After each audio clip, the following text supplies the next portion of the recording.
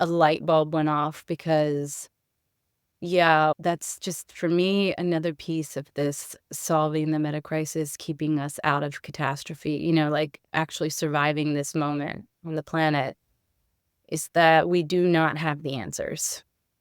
Humans alone do not have the answers. Welcome to Entangled World, where we explore our interrelated existential, social, economic, ecological, and technological challenges, their underlying drivers, and how a more beautiful world might emerge. I'm your host, Najia Shaukat Lepson.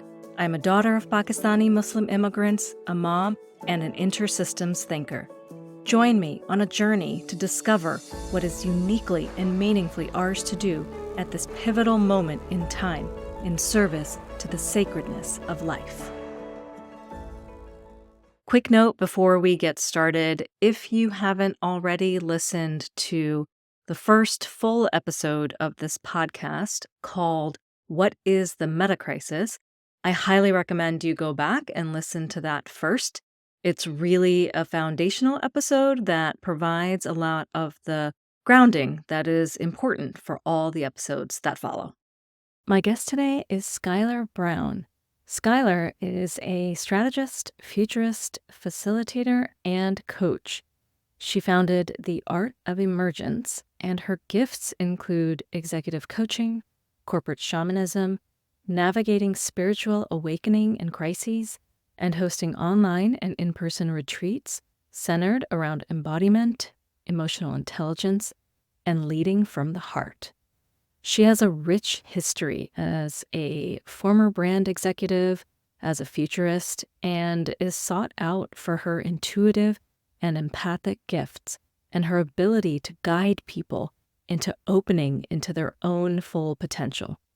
In this episode, Schuyler and I talk about the relational aspect of living in a time of metacrisis, the balance of masculine and feminine energies, the impacts of generational trauma, and the role non-human consciousness plays in our journeys. We talk about how the important emotional content of our lives is often ignored in our existing systems, partly because it's inefficient and messy. We explore how, even amongst people working to address the metacrisis, there's an extreme focus on productivity, efficiency, speed, and results. And with good reason. You only have to open your eyes to see the many entangled existential crises we face. But we also need to feel the pain. It cannot just be an intellectual exercise. Emotions aren't a distraction. They're useful bits of information meant to guide our actions. To actually feel them helps us to know what to do about our current predicament. Schuyler and I talk about how humanity's survival is not guaranteed, and how that means we are in a time where each one of us that's alive today, young or old, has a deep responsibility to current and future generations of all human and non-human life on this planet, to do whatever they are able to shift our trajectory. How do we walk through this world as ensouled beings and simultaneously create heaven on earth? We end our conversation discussing how it's only non-human sentience that can see humanity's blind spots. And so I have a challenge or a request for you, my dear listeners. In the upcoming weeks, how can you listen to the non-human world? What messages are meant to be coming through to you, and uniquely only you? What are you meant to do at this time? What are you meant to sense into, not intellectually figure out? I hope you enjoyed the episode. It was one that broke my heart open, and I'm really honored to share it with you. Hi, Schuyler. Thank you so much for joining me on the Entangled World podcast. I'm so thrilled to talk to you today. Yeah, likewise. It's so good to be here. I have been wanting to talk to you for a while now. I first came across your work actually watching a Rebel Wisdom podcast that you did with Samantha Sweetwater. I think maybe it was a year or two ago.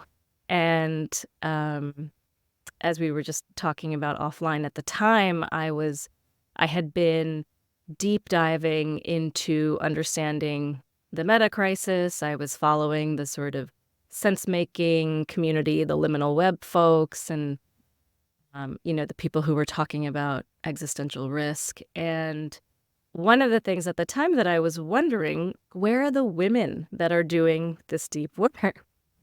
And so, and we'll get to that, but I'd love to just kind of start with asking you to share a little bit about your story and how you've come to do the work that you do. So, my story is I'm a work in progress. Like all of us. Yeah. I mean, I think it's just important to say that right out of the gate. It's like we can make it all sound like it makes sense in retrospect. It's like, oh, I did this and that led to this and that led to this. I I am a mom. I am a writer. I'm starting with the things that feel most important about my identity at this time. I'm a poet. I'm a teacher. Yeah, I'm a woman. Mhm. Which has really informed my journey. Like it's been I would say central. And I'd love to get into that. I have explored deeply many of the spiritual lineages and traditions on the planet. I have a great interest in consciousness and reality and how we shape reality and alchemy, especially alchemy of the body.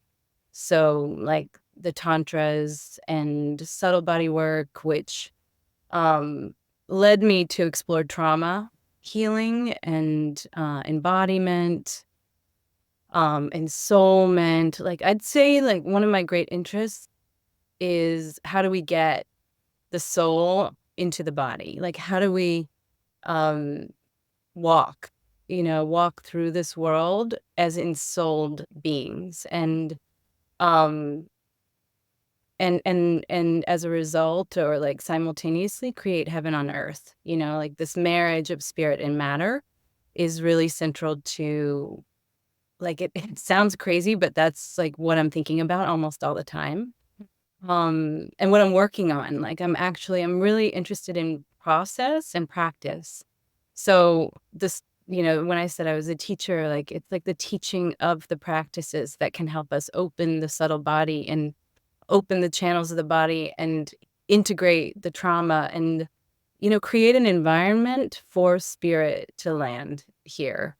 Um, Prayer, I'm really interested in prayer and communion with the divine.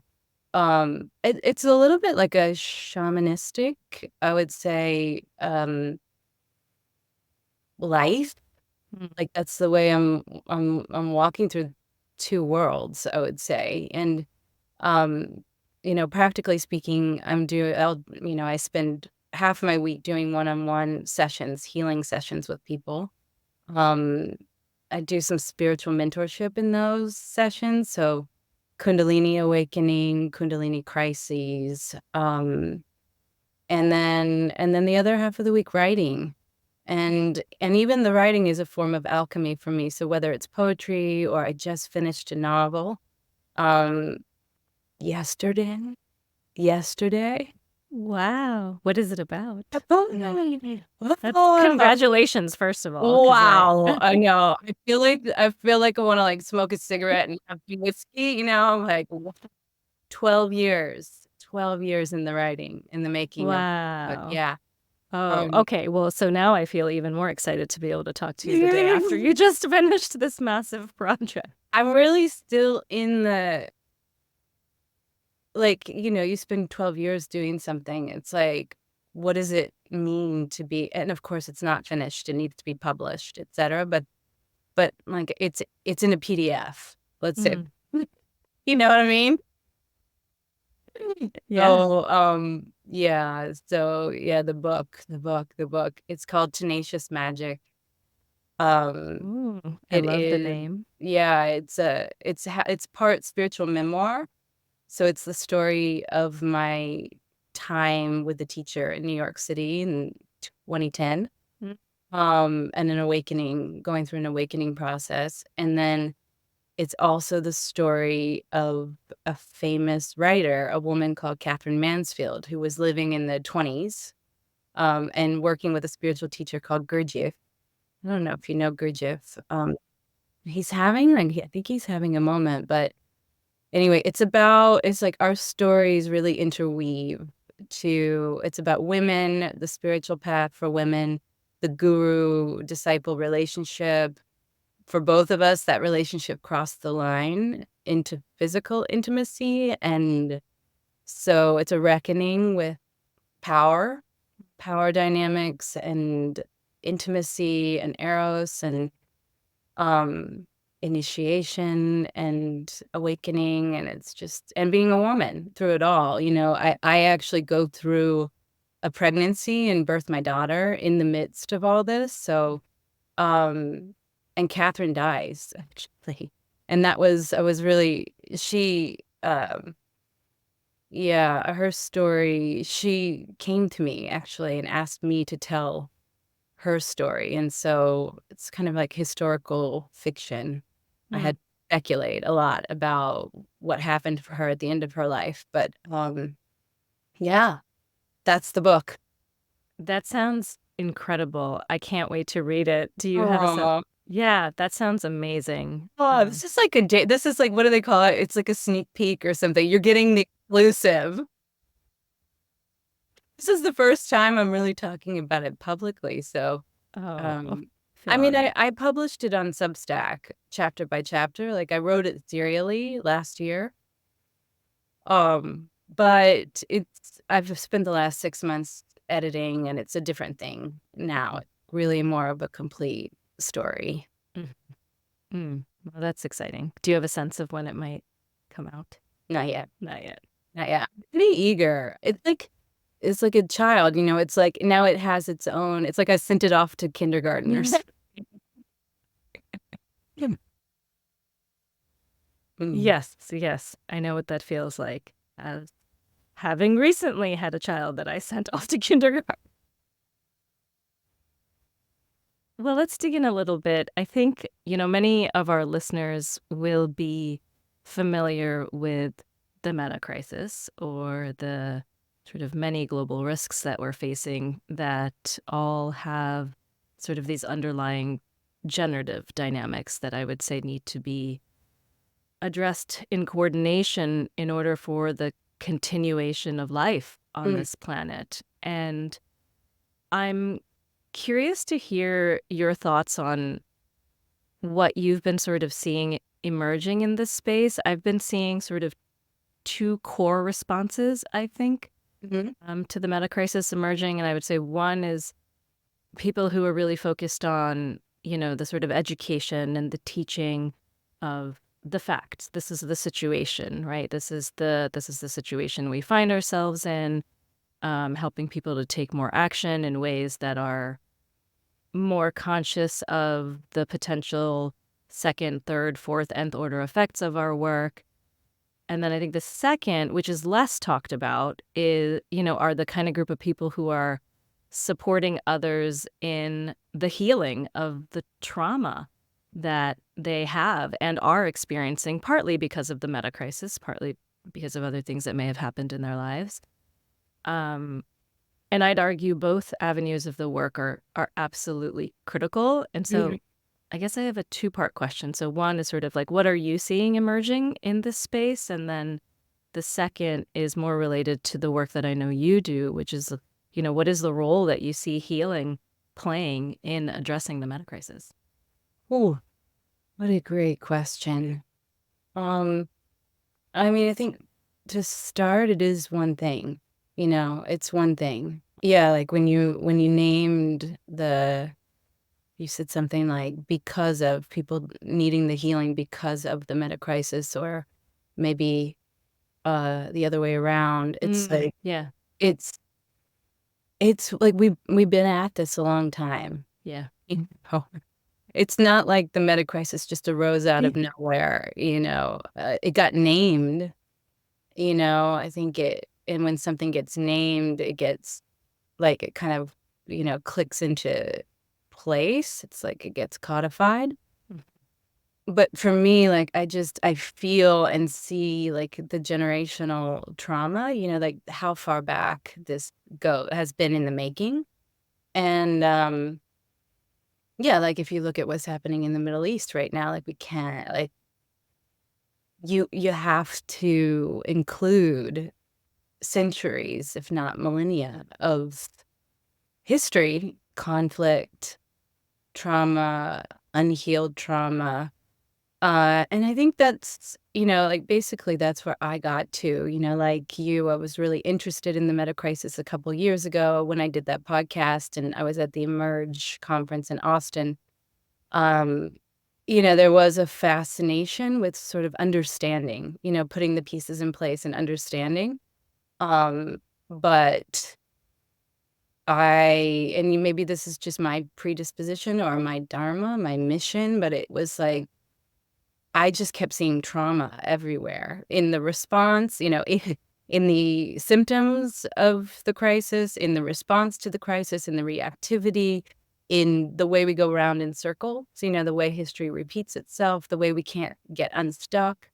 Um, and as a woman and a yogi, basically, I kept like wanting to be in the body with it, I was like, "Hey, it's so in the head," or it's so in this hyper object space, and I don't wanna, it's not a criticism because I think there's, like you say, like, there's a role for that, but there's also a role, and that's what I just, like, I couldn't move past that, I couldn't move past my body, basically, and so, uh yeah, so, and I have been I mean, actually, I've been studying trauma longer than I've known about the metacrisis for, like, 12 years, and it arose out of my personal need to find healing, I was coming up against my own trauma and then just got really interested in the process and then began to help others, and so, yeah, I just it's like whatever it's like, I used to think this was some kind of shortcoming in humanity, and now I just see that it's like everybody tending their own space, but it's like, I don't need everyone to think that the root cause of the meta crisis is trauma. But I do, and so, um and even that really isn't an accurate statement. It's very hard to talk about these things, as soon as we start talking about them, it pins it down, and I think that's one of the qualities of what we're in, is that it's a living expression. It's actually we're here's the consciousness piece. We are actively creating what's happening in this moment. It's not like, "Oh, we did these things, Yeah. and now we're dealing with the results." It's like, no, we're actively generating either solutions or more problems just constantly, and it like, oh, like, actually in my heart starts to come online around that because there's just, like, a lot of compassion, like, a lot of compassion for the human experience where some of it is out of our hands. Mhm. Some of it is out of our hands, and I could talk a lot about what I mean by that, but, um, I just like, the other day yesterday, I was driving, and I live in the country, um and I drive a lot, a lot. This is something I did not know when I left the city. It was how much I was gonna be driving when I moved to the country. Um, but I drive a lot, and I see a lot of animals dead on the road, and it always makes me sad, and I always say a little prayer, and I feel really badly about the speed, of these machines that are just hurtling through the countryside, through their home. And I try to be really careful about the animals, especially at dusk. I mean, I pay a lot of attention to this, and yesterday, I was driving, and there was a bird in the road, and they usually move, and this bird didn't move until I was over it, and I heard it hit the bottom of the car, and I killed this bird. And I was devastated, I was, like, confronted by this. I mean, maybe it sounds small, compared to what's going on in the world, but that's kind of my point. It's like, to that bird, Yeah. Yeah. oh my God, it's like, what is small anyway? I didn't mean to do that. Mm. But I was just driving, and going about my business in my machine as part of the system that I participate in every day. And there was a casualty. And not to mention the bugs that hit my windshield, et cetera.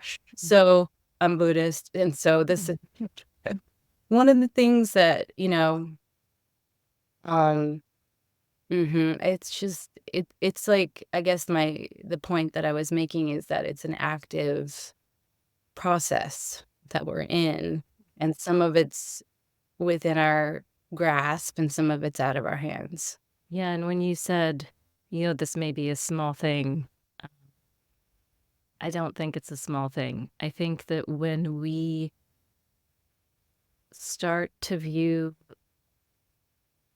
and obviously this was not an intentional act of harm, but when we start to view situations where harm arises as small thing, thousands of those situations add up to the crisis that we find ourselves in now, and we can get Right. really abstract about thinking about these like giant global big picture things. And I think it's so important, especially for the people who are doing that global abstract thinking work, to really ground in the reality of what's in front of you every single day, right? And Mm, to find ways of doing that, because otherwise it turns into this just like hyper intellectual problem solving exercise that's not deeply connected to any source of real depth of care. yeah. Yeah. Oh, wow. Yeah. Care. That's a beautiful word.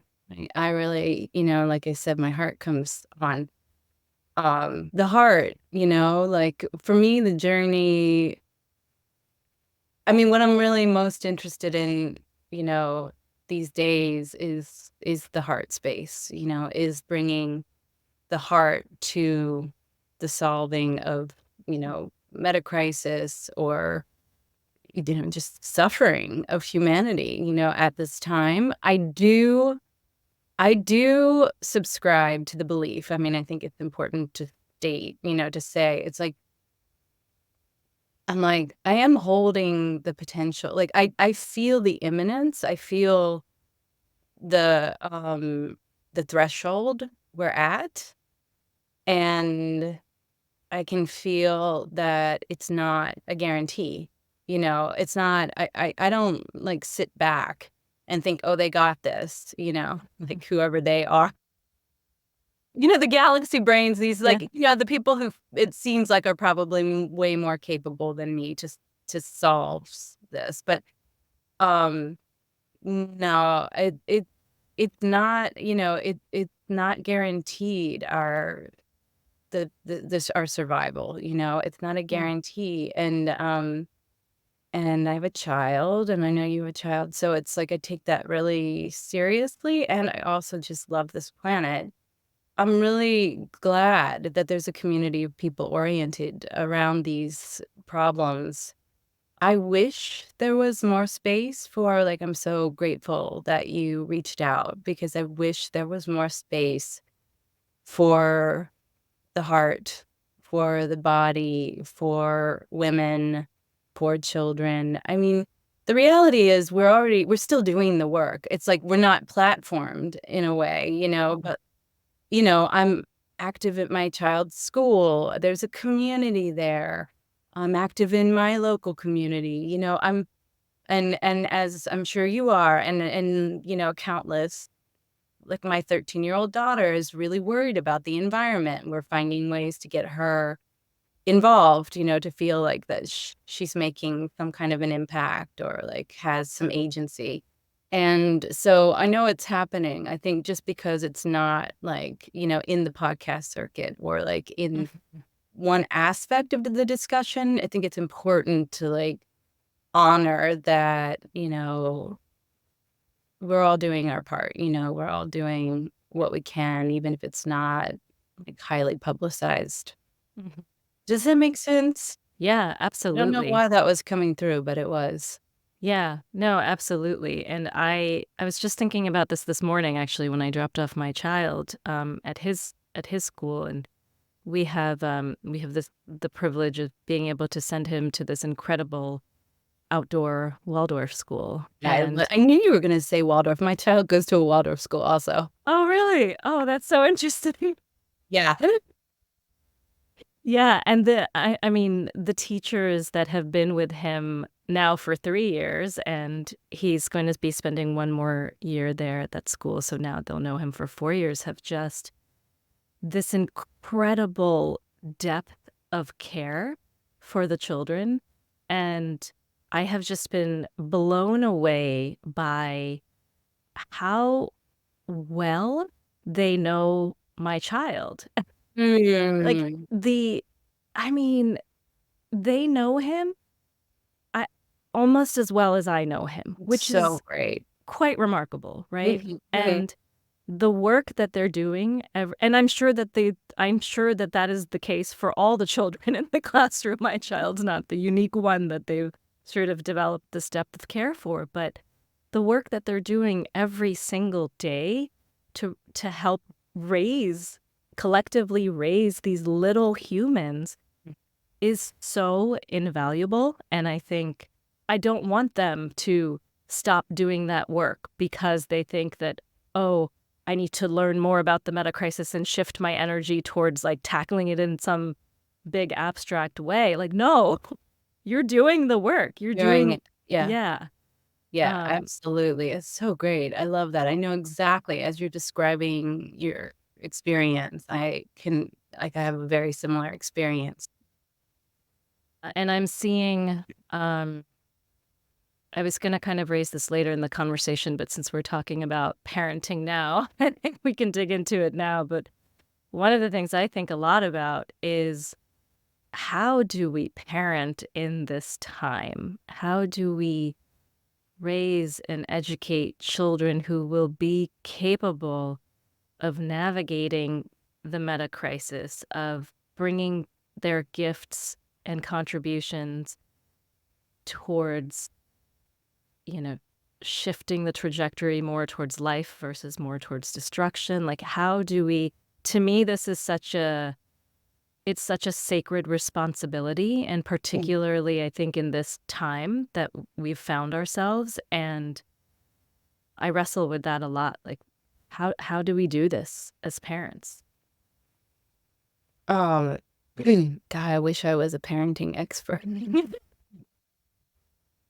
Well, maybe not. Maybe that's part of what's gotten us to Yeah. this mess is our more sort of traditional ways of thinking about Yeah, I parenting. mean, I just noticed as you say that, I'm so curious. I'm like, what is it that you wrestle with? You Mm, know, because I think it's like as I'm listening to the question, I'm like, I just know how to parent my kid.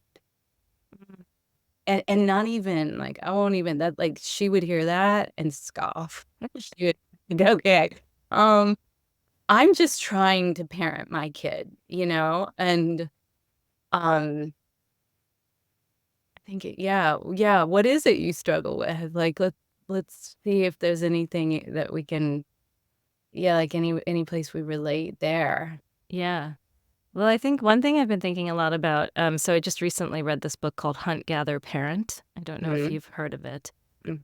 but the author sort of talks about she's a journalist and she kind of went on this journey with her toddler in tow, traveling to different parts of the world and kind of living amongst different tribal communities and trying to get a sense of how how are they parenting? How is it different from the way that modern sort of Western society does it? And so she kind of writes this book about it. And I've been thinking about that a lot. Like, what is it, how did we parent ages ago when, and obviously some communities still live this way, but when the dominant society was more in tribes and in communities Mhm. where it wasn't the responsibility of one or Right. maybe two people to like Right. raise a human. Right. It was a collective endeavor with the people that you were in contact with every single day, and that simple shift and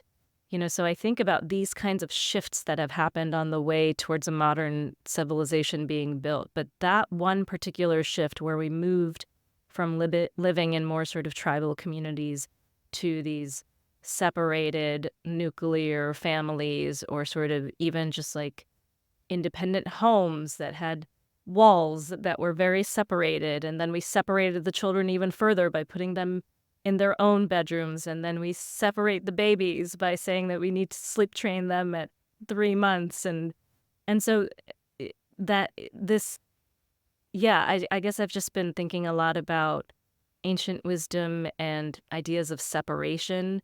I think Mm, as a human species, we've been on a trajectory of separation, a sort yeah. of self-defined process of increasing differentiation. And I think we are now in a place where we need to move towards more of a conscious reunion Yeah. that organizes towards creating abundance for all of life. And so this question of, and it's bigger than just parenting, but just this question of how do we as a species move back towards wholeness? Yeah. I mean, everything that you say, I've thought about too, and it makes me feel, you know, I have I really have I hold a multi-generational perspective. Like, I've given up on perfectionism, like, finally. Yeah, it's Finally. exhausting. It's Yeah, no, exhausting. I think it's important to mention, it's like it's actually one of the wounds of the patriarchy, particularly for women.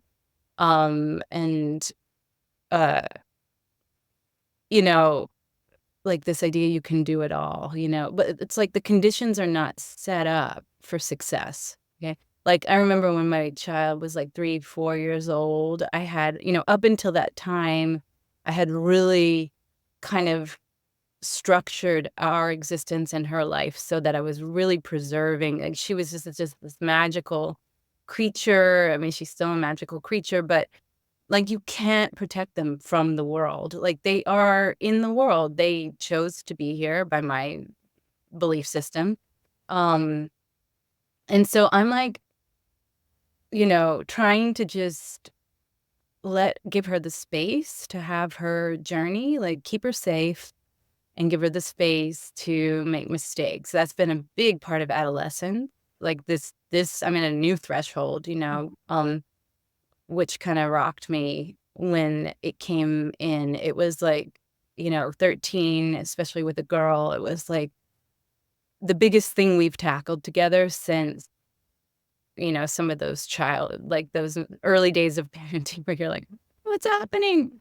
I was back there, and it was about autonomy, and it was about her, uh, like, coming into herself and becoming a young woman, and, yeah, I mean, I guess, like, the greatest, I think, if I'm a good parent for these times, and I think there are ways that I'm a good parent for these times, it's that I'm extremely agile, like emergence. The Yeah. art of emergence is my whole thing, and so I'm constantly and my daughter is with me in this, like, we're co-creating, we're co-navigating, we adjust the rules on the fly all the time, like, I will pat myself on the back for this, and I think she would agree, it's like, we don't get stuck for very long. If there's tension, if there's something that's not working in our communication, it's like, okay. We both notice it pretty quickly, we course correct, and we have a really, really good communication, and that, I think now at 13 is a result of how I parented, really early on, and yeah, just, like, laying the foundation there at an early age, like, I'm beginning to see how that is paying off in having a young woman that I live with who is smart and opinionated and really not a mini me. She's really different, and in ways that are really challenging to me too. Mhm. So, um, Yeah, one of my spiritual teachers at one point, John Churchill, who's a great Mahamudra Buddhist teacher, and he has 2 teens. And I remember someone asking him, like, "Who do you like, do you have a supervisor? Like, who keeps you in check? Like, who keeps the ego in check?" And he's like, "I have 2 teenagers have an ego."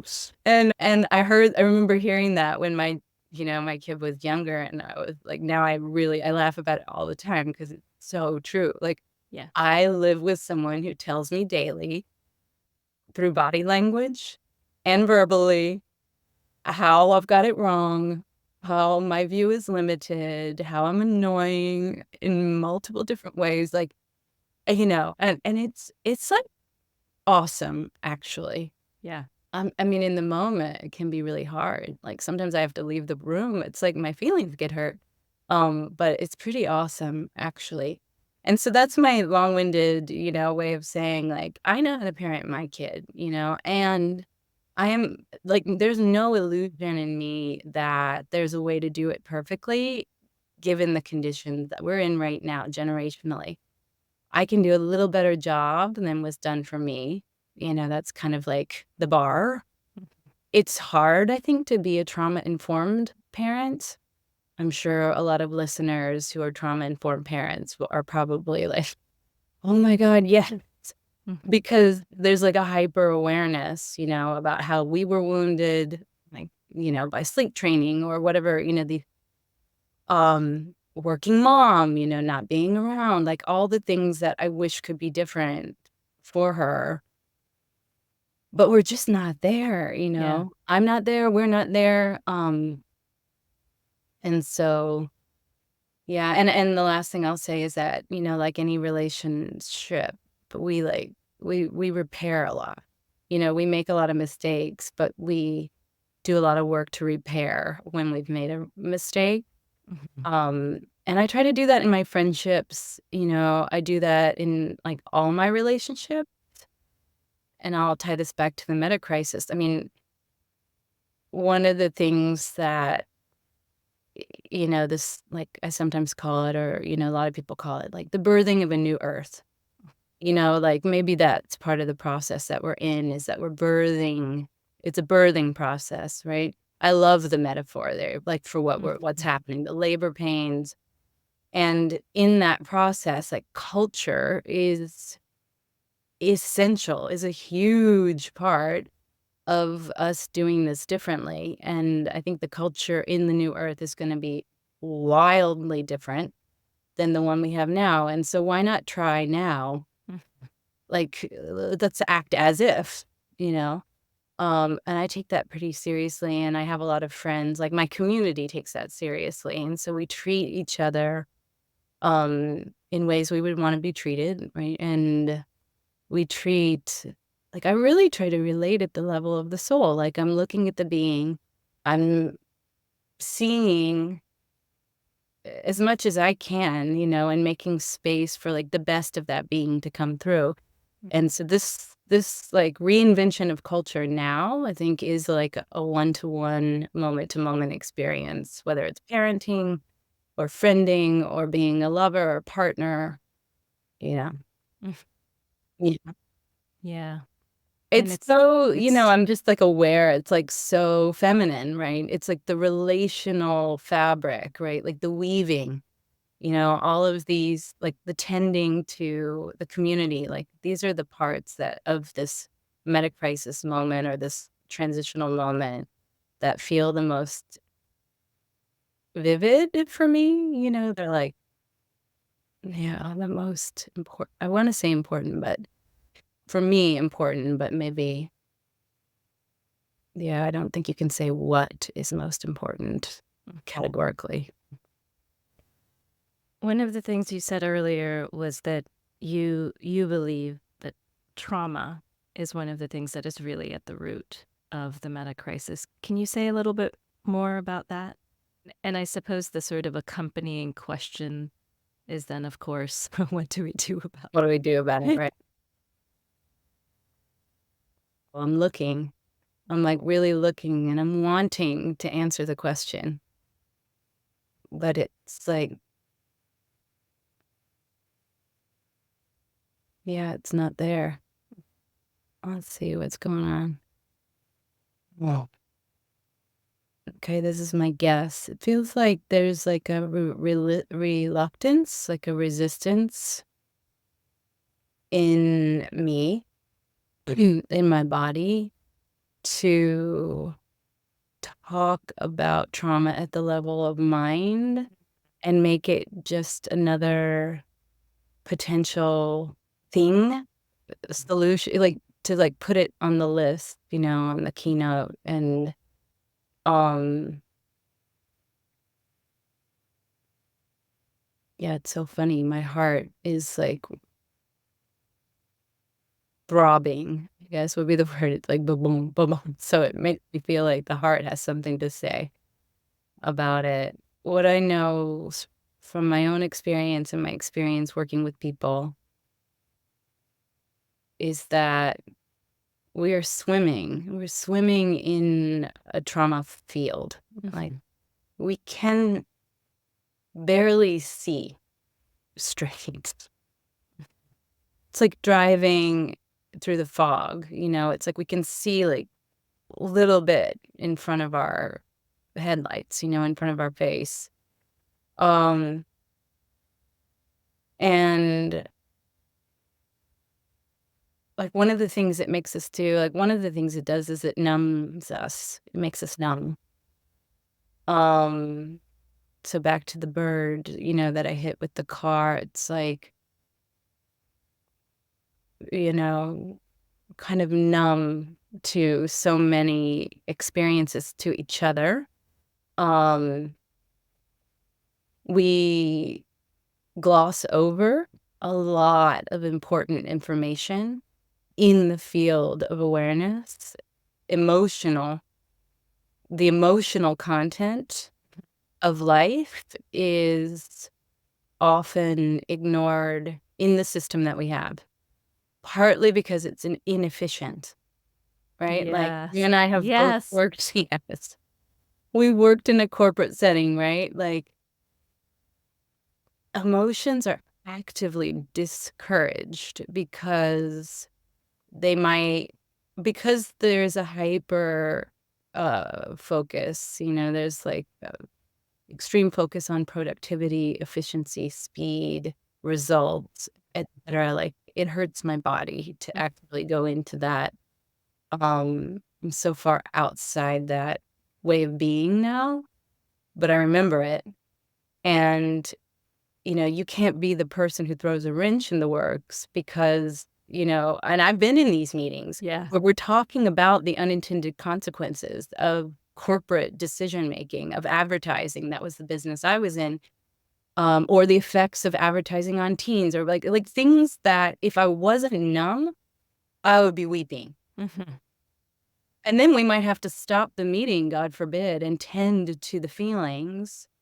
It's just like so inconvenient, and that's why like I'm a really emotional person.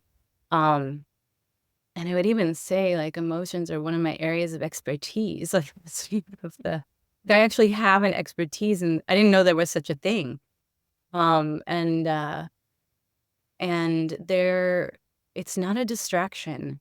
They're not ancillary, they're not something like we shouldn't be crying in the bathroom, we should be Yeah. crying like front and center, especially the women. Um, so yeah, I think that's like when the question about trauma comes up in relation to the meta crisis, I just feel a lot of emotion. I feel the cry, um, the terror, like the fear, the existential fear. How often is that presenced, in relation to what we're actually talking about? We're talking, I mean, if we presenced it, like I'm doing it right now and I'm starting to get goosebumps, it's like, it's hard. It's hard to hold both, right? But for me, you can't do it without, it's like you can't have one without the other, you know? And, yeah, so trauma keeps us numb, and trauma keeps us blind, and trauma keeps us stuck. So, seems like to me, if we could work on those aspects of our experience, we'd be in a much better position to actually see what's happening and to know what to do about it, you know? Yeah. Like, Yeah. to know what to do about it, because Yeah. when you're free from the trauma and you know, you actually know. You can't sit in the trauma and be like, "Well, what are we gonna do about it? Like, how will I know? What can I do?" You know, how? No, the job is to thaw and to feel and to really be present to what's happening. And then it's like, "Oh, yeah, that is the next move. Like, as soon as we're done here, I need to do X, Y, and Z," you know? Um, yeah, it's, like, essential, but what and I think, trauma is, like, a very, very big deal now, it's very mainstream. There are a lot of people doing their trauma work. There's a lot of, like, awareness, Years ago when I was working on this, I felt like I was, like, banging on closed doors with this message, but I really think that we've come around to, understanding the role of trauma in perpetuating the metacrisis and, um, yeah. And so what Mhm. to do about it? I would say feel. Mhm. Yeah, let's start by feeling. Yeah. There's so much in what you just shared. Yeah. I cry on this podcast. Mm. Not often, but it happens. Mhm. As Mm. it should be normal talking about these Yeah. topics, Yeah. right? Exactly, exactly. Yeah. Yeah. And yeah, I've been thinking about this a lot. Like, how can we possibly have a chance at addressing the meta crisis if we are not healing our own deep traumas? Yeah. We all have wounds to Mhm. different degrees and different wounds and different extents. We all have intergenerational wounds that have been passed down, like literally through our Mhm. genes. Right, right. Um, and yeah, and I know you've done a lot of work with organizations, you've done consulting work with organizations. How do you, if you were working with an organization, for example, that is focused on trying to address some of these big challenges, how would you work with them if they are an organization that is very, left brain kind of oriented, analytical, breaking things down into parts, trying to really solve for the parts without enough of a conscious awareness of the whole?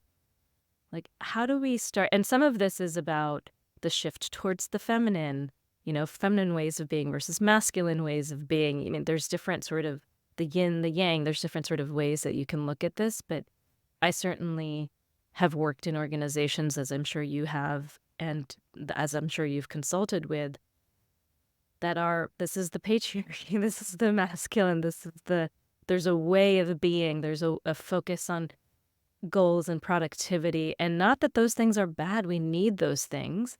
But what seems missing in many places is the focus on the whole Right. and the yeah. So how do we start to create organizations that Oh, boy. It's funny, like, the first thing that I think when you ask, like, how would I work with that kind of organization? Well, I wouldn't. Mm.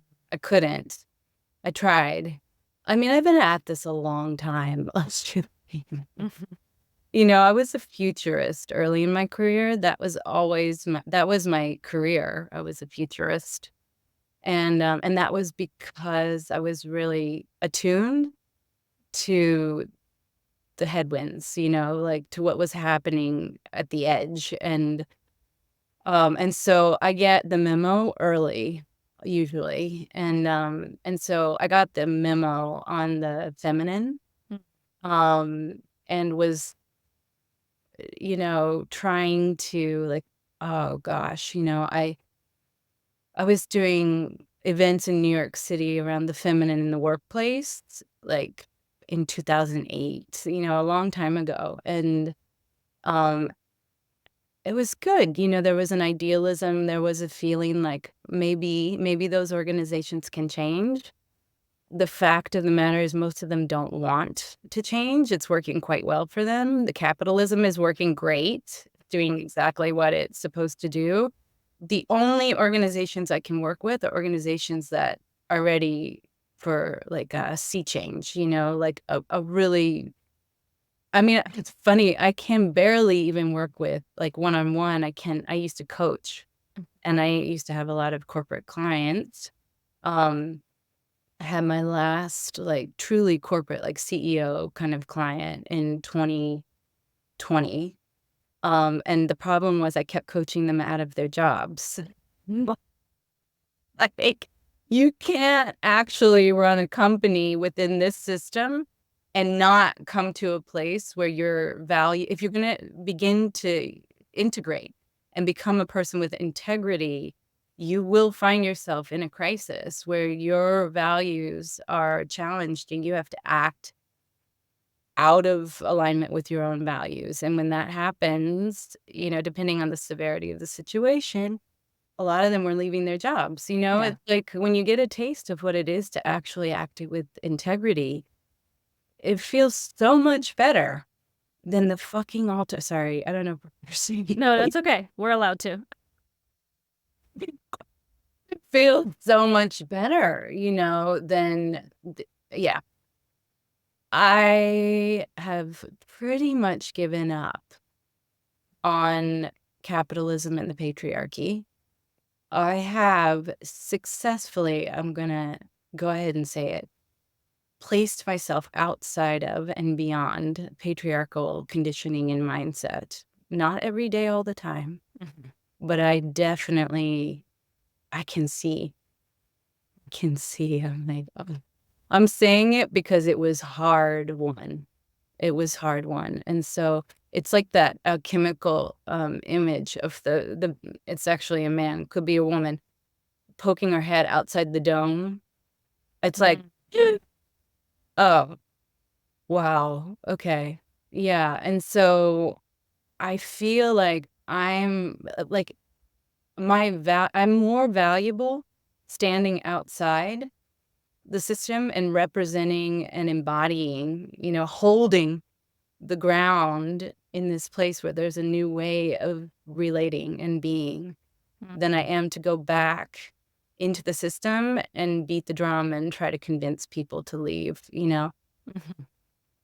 No, it's like, I'm just gonna plant the flag over here and, like, the few and it is a few right now, like, the few who are ready or the few who are with me, it's like a growing community. Yeah.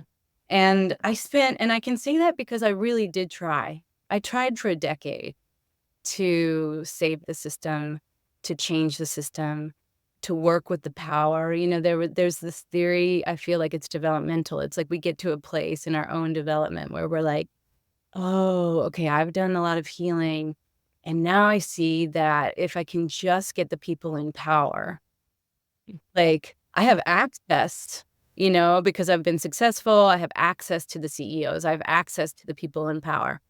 I think it's a trap. Mhm.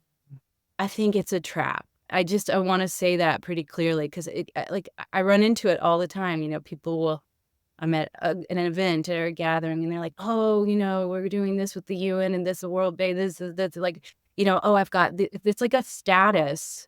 There's like Mhm. an infiltration of the status demons and the fame demons and the power demons into these altruistic or like, these like world saving kind of communities. And I am like onto that, Mhm. like so onto it. Yeah. No, it's like give me 8 sincere people who are truly ready to live and relate and be in a different state. And it's like, yeah, then it's here. It's already here, like this world that because we keep pushing it out of view also. It's like, oh God, humanity, it's like that we tie ourselves into such knots, you know? I've been digging into the work of Riane Eisler more Mm, recently. mm. I love her work. So it has just, and I don't know why it took me so long to find it, which is kind of wonky, but it did. And anyways, I'm like devouring it now.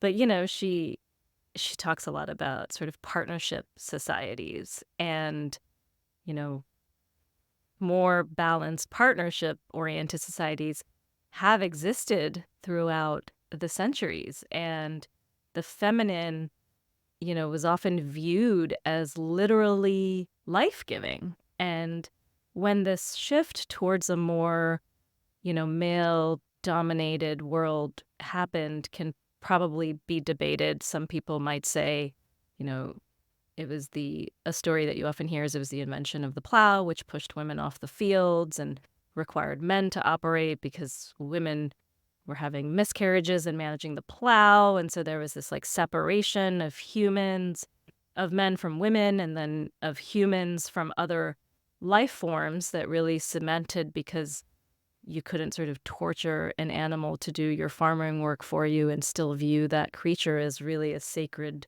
being. Some people might talk about Christianity and sort of men having dominion over the earth and the religious underpinnings of all of that. And so, however it may have happened, I'm not here to argue that. But it seems to me that we desperately need a shift back towards the more feminine principles, feminine ways of being, and to create more balanced societies, right? Like, I'm not advocating for the pendulum to sort of swing all the way back. Like, I think we are in a male dominated society, but how do we make this move towards a more balanced society? And obviously that's like a very like abstract large question. And so as I was hearing you talk about your work with organizations, I'm curious if you had those 8 people in the room who are there and wanting to do this, and maybe some of them are men and maybe some of them are women, or maybe some of them are women who show up more masculine, or maybe some of them are men who show up more feminine in their sort of ways of being. If you had this earnest group of people, like how might we create organizations that are more balanced? What are some of the things that we could work toward? Yeah, that's a great question. I mean, already the word organization sort of feels like from an old paradigm. Um, I mean, I'm exploring this, and I'm like in close peer dialogue with some other people who are exploring this. There was a beautiful, I don't know if you know Daniel Thorson's podcast. Okay, he did a beautiful episode with my friend David Sauvage. I can't remember the name of the episode, but they're talking about both of them were very involved with the Occupy Wall Street movement. And they have this really beautiful conversation about like the future of community organizing, the future of movements. And that's more, it feels like more so than an organization. It's like some kind of more fluid ways that we can gather and then disperse, and I think it's worth saying, and I'm hesitating because there's still a little bit of vulnerability around it, which already says something about it. There has to be, for me, it's like the sacred is in the center, right? So the sacred fire, life, I think Samantha Sweetwater talks about life being at the center, um, God, goddess, God, goddess, like the same, one and the same. Um, it's like I've gotten to a place where I can almost not be in a group dynamic that doesn't center the sacred. It seems ridiculous. It's like it has a cap.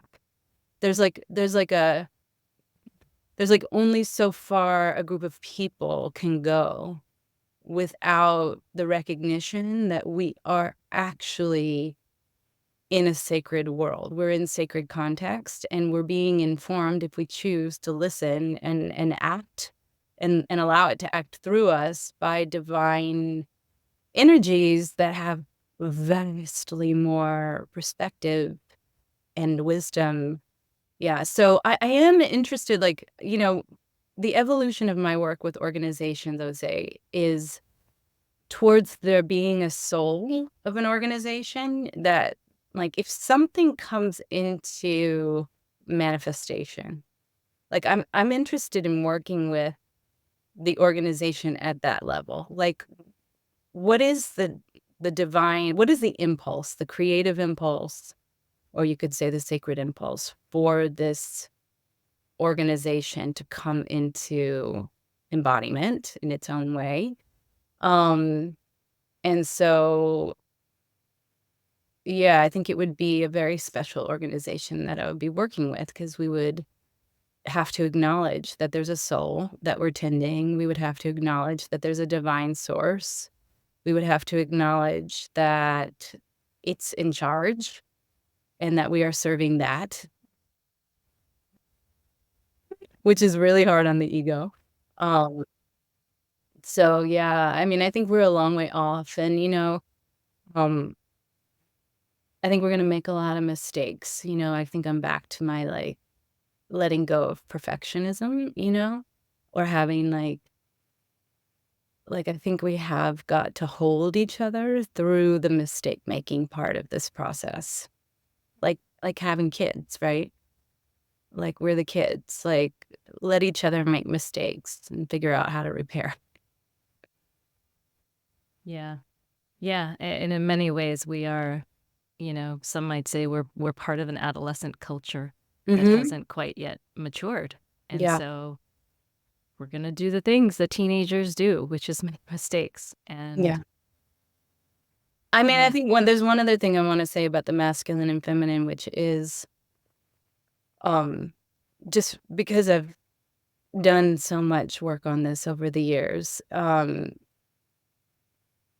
it's it's an internal job for all of us, like, the dominator paradigm is in my body, in the way my masculine and my feminine interact, and until that's worked out, and I don't mean perfectly, but until we have awareness around what our own relationship to the masculine and the feminine are is, we're gonna keep manifesting outside of us in the world these imbalanced, dynamics. That's what my book is about.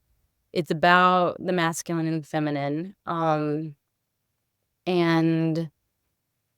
it's like I think it's gonna be a lifetime's journey for me, this ironing out. I mean, it's a tantric journey. It's like finding the dance within myself so that I have access to both, so that I have access to and a fluidity really between, um, those different ways of being and wisdom streams, the positive and negative pole, and the ultimate, I mean, just to say, like, you know, we're talking about the creation of a new world, right? We're talking about the birth of a new world. Well, it happens, it's like the alchemical child. It happens through the union of the masculine and feminine.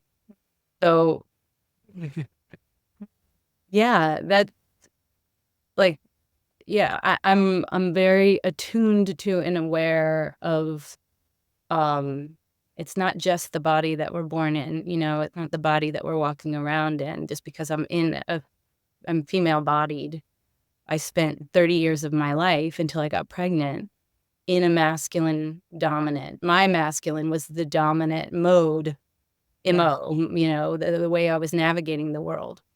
And it took pregnancy to, like, wow, shift my orientation. Um, yeah. Oh man, can I relate to that? Right. I know. It's like you get pregnant and then you're trying to manage the pregnancy like you're managing your career or Oh something. yeah. I mean, I did that for years. We went through a long struggle with infertility, and I approached it like a type A person on a mission. And Yeah. I'm still recovering from the wounds of the trauma that was inflicted from taking that kind of an approach. Oh, sorry. Yeah. And I was just thinking as you were sharing, I was just thinking about the ways in which in my own household that I am bringing the sort of dominant paradigm into play every single day. So one of the things that was coming to my mind is that I'm so trained to be, it's like that efficient mindset, right? There's so much to do. And so there's this like I have this natural inclination to try to always be constantly like splitting up the household tasks, right? Like I do this and Brian, you go do this, and we'll split it up so that we can like conquer and do all the things. And that's sort of been my orientation oftentimes, is like let's do it separately. And I'm starting to finally realize that there's value in us doing these things together. And maybe it is less efficient, and it does take more time, and it is messier, but who cares? Like, what are we actually trying to accomplish in the first place? And I'm just like really learning this lesson. I mean, this is yeah. So I'm just bringing it down to like the real everyday level of how we're living our lives, and how society has structured a situation in which people have so much on their plates that that is the mode of operating that you often have to go to. You have to sort of divide and conquer, right? Like even that language is so masculine, and it's domination based. And Yeah. I mean, I hear in what you're saying, it's also like the enslavement to the linear Mhm. and to linearity, um, which is something that I've been working on in my body and menopause has been a big helper.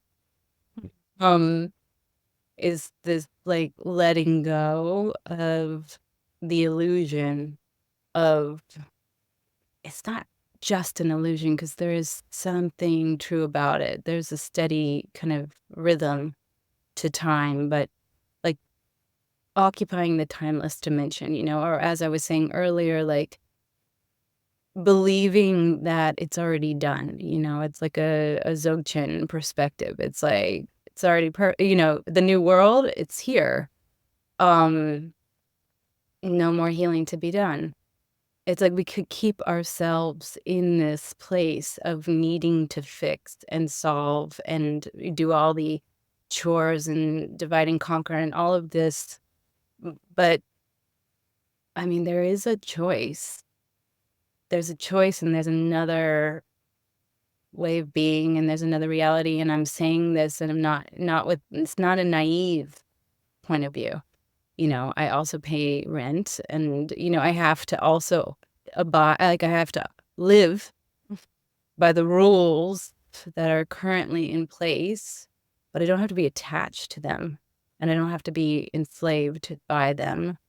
And I I this is radical too. So now this is another exclusive.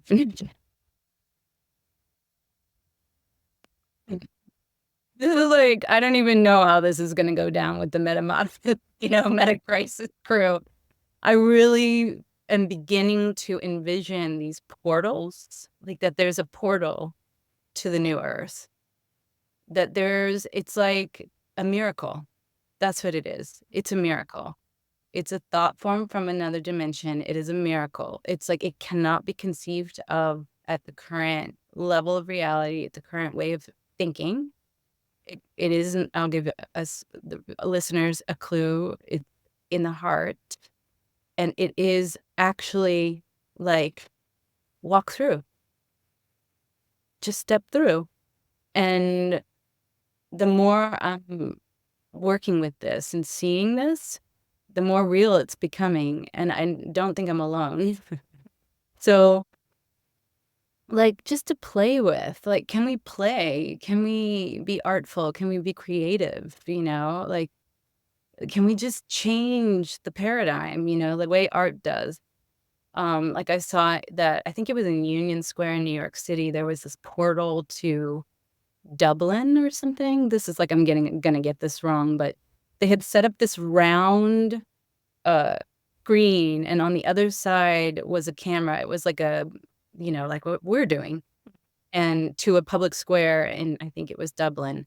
And people were dancing and singing and performing. So New York and Dublin, then they called it the portal, and it was like right there, like we can collapse time space, basically.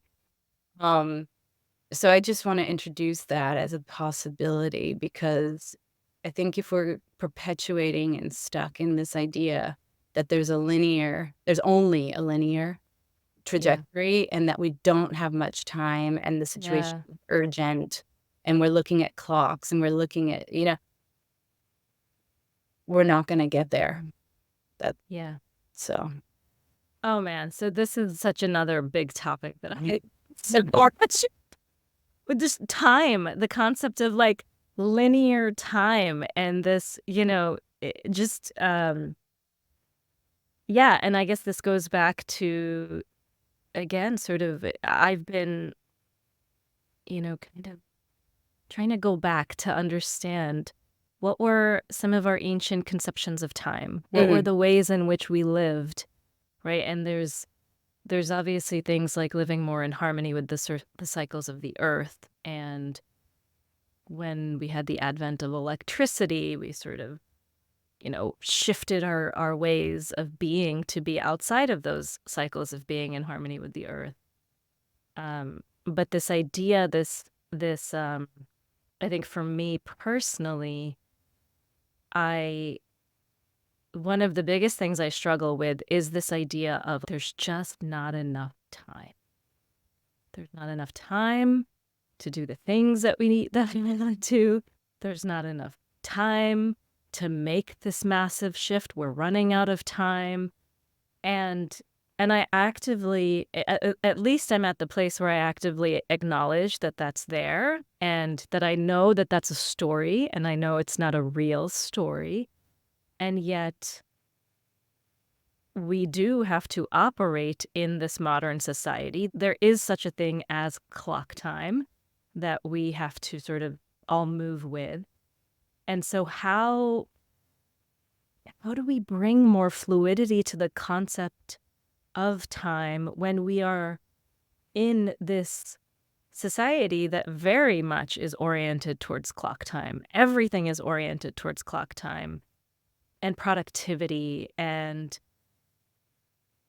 even when you are trying to sort of get out of the old paradigm, it's like the urgency of getting out of the old paradigm to somehow figure out a way to get into the new or birth the new paradigm. And I get myself in knots just thinking about this. Yeah, the urgency is already a trauma. I mean, that's a symptom of trauma.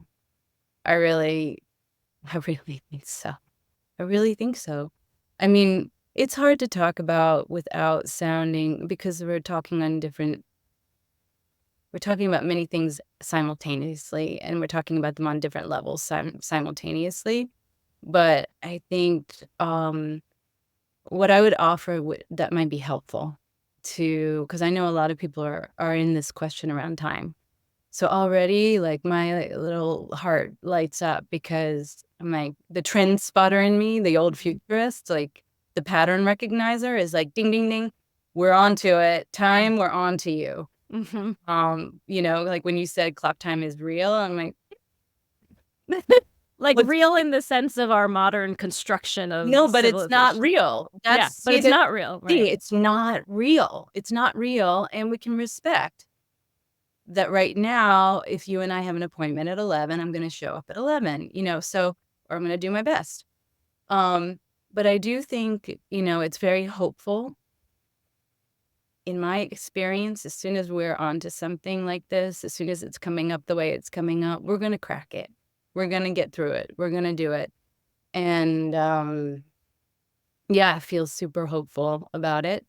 And in the meantime, for those who are in this question about time and linearity, I think creating little communities of friends and people who have who are similarly interested in the question of time and playing with it together is a great experiment. That's a great thing to do. I do that.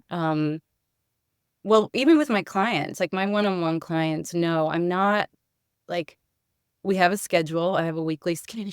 They have a time. Yeah.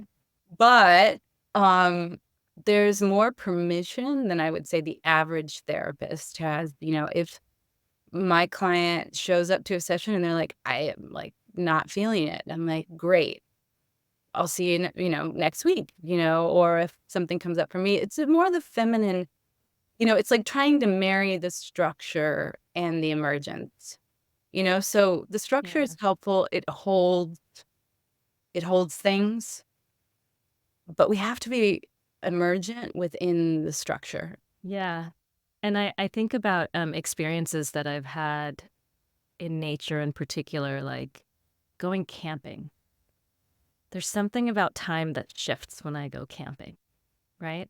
And so I think about that and I'm like, what is it that's shifting when I go camping? And I think a lot of it is probably just the actual disconnection from the devices that are tracking everything. Y- But it viscerally feels like time is slowing down. Like my body has an experience of time in a way that is different from my everyday reality. And I'm thinking of this because we actually do have a family camping trip coming up in a couple Well, of weeks that we do with the school, with our amazing Waldorf school. It's just like parents organize it, and it's amazing weekend of. And I think partly as I'm in now, I think it's just kind of hitting me now is that part of what I love about this is something that we've done every year since my son has been at this school with this community. Is part of what I love about it is, yeah, I get to be in community with these amazing people for an entire weekend in the woods.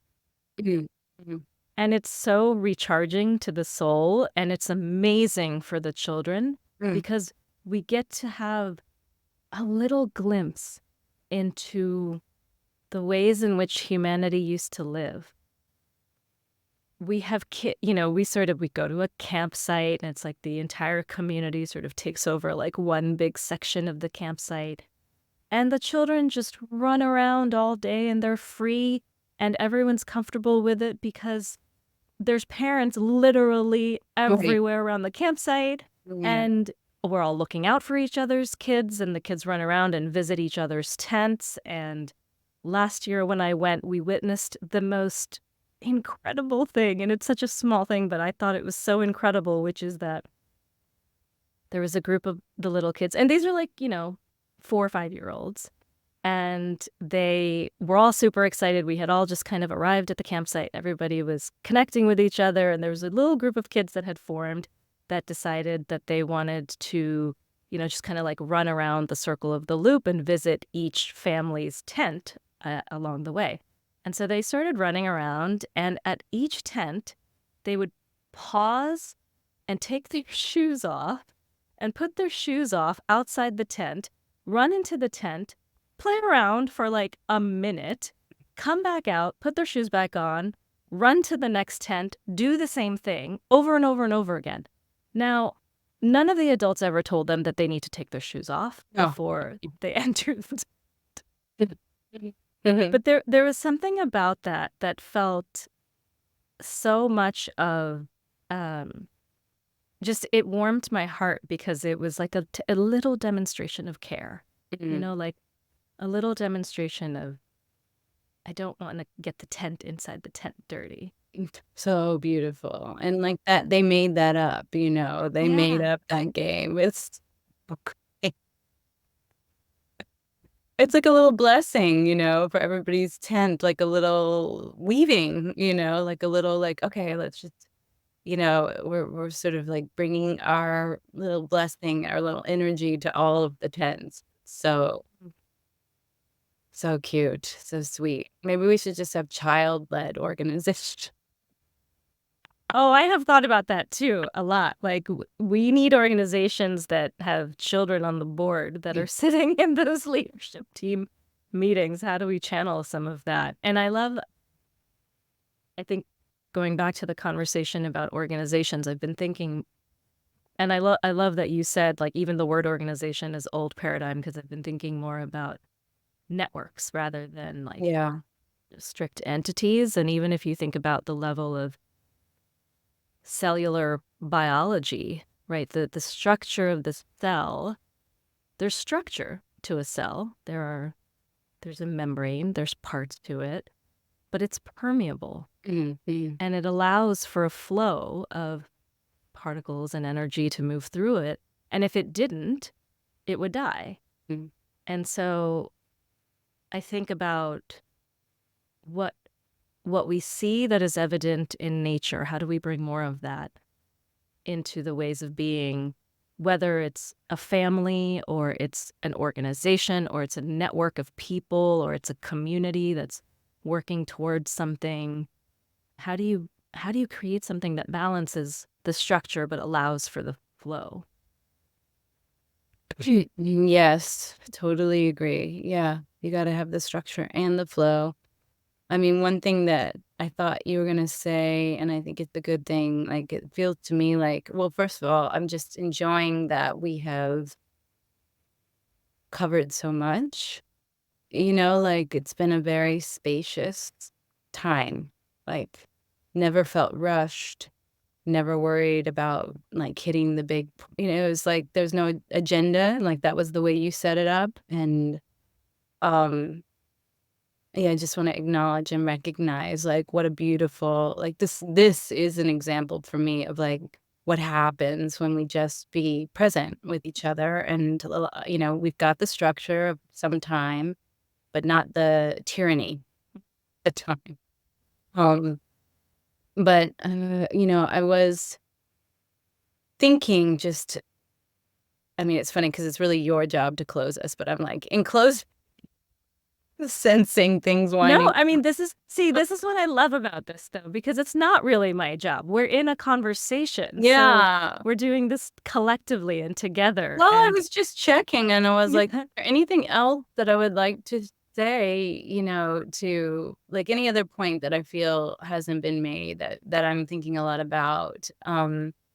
And it is I mean, as you were like you were painting a picture there about the children and the families and nature, I was just reminded how, you know, um, like the non-human world.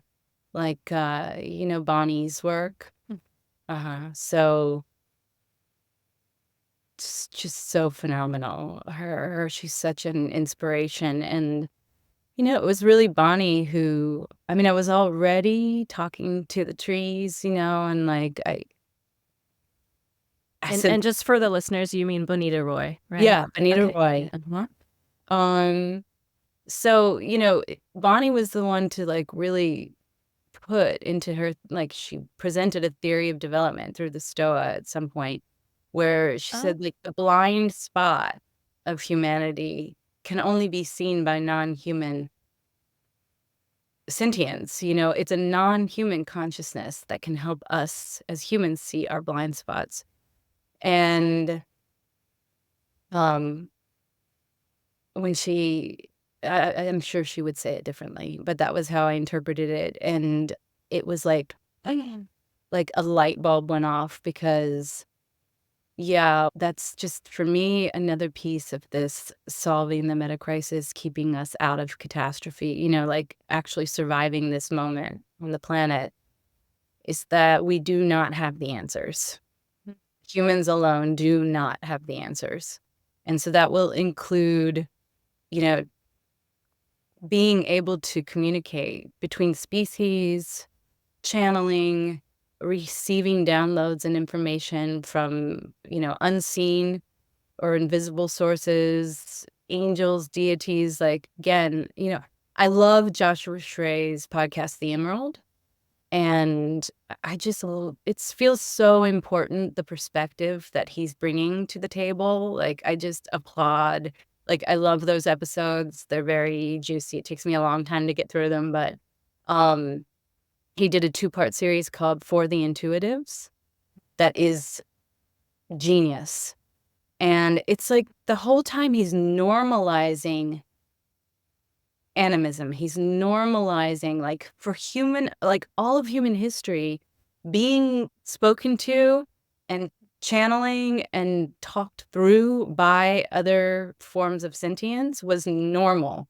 Yeah. And I, just like did open up so much, because that is my experience, Yeah. and it's still seen as woo-woo, or like, I don't know, like, people don't know what to do with it, or there's a lot of skepticism, and obviously it has to come with a lot of discernment, like, who's speaking, Yeah. who am I channeling, because anyway, this is a whole nother podcast, Yeah. probably episode, but I just feel like I didn't want to leave without saying that, we're going to also, to me, we stay stuck if we're not incorporating larger than human, beyond human perspectives. Yeah, absolutely. And I'm so glad that you brought this into the conversation because we can very easily fall into the trap of thinking that we are the most intelligent beings on this planet and that if we can just put our brains together and figure out the path forward, that like this is the way. And I would argue that that is partially what has gotten us into the situation that we're in right now. Exactly. Whenever I hear figuring something out, when I hear the phrase figure it out, I know we're in trouble. It's like ding, ding, ding, ding, ding. We're Yeah. already in trouble. Yeah. Yeah. Yeah.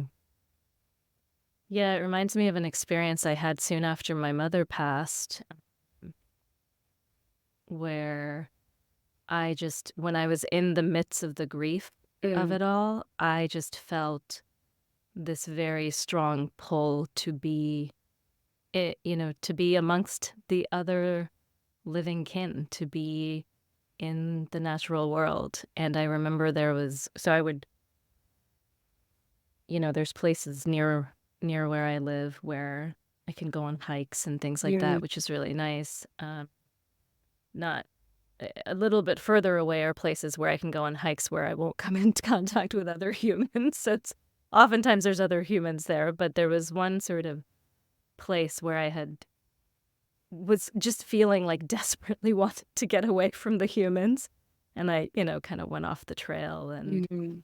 um and was in this I had this really a spiritual experience where I was in the presence of this beautiful tree and I was just crying Mhm. and I was sort of, hunched over and it's kind of like holding on to the tree to sort of hold me up. And Hmm. I felt the tree literally comforting my soul. Hmm. I don't know how to describe it. It's hard to put it into Beautiful. words. No, I think you describe it beautifully, and anyone who's had that experience will be nodding and recognize it for sure. Yeah, that's beautiful. Oh, bless those trees.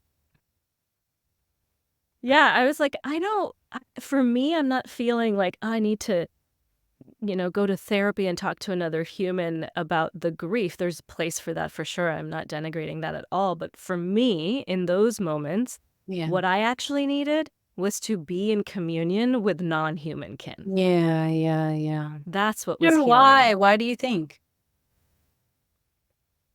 That's a good question.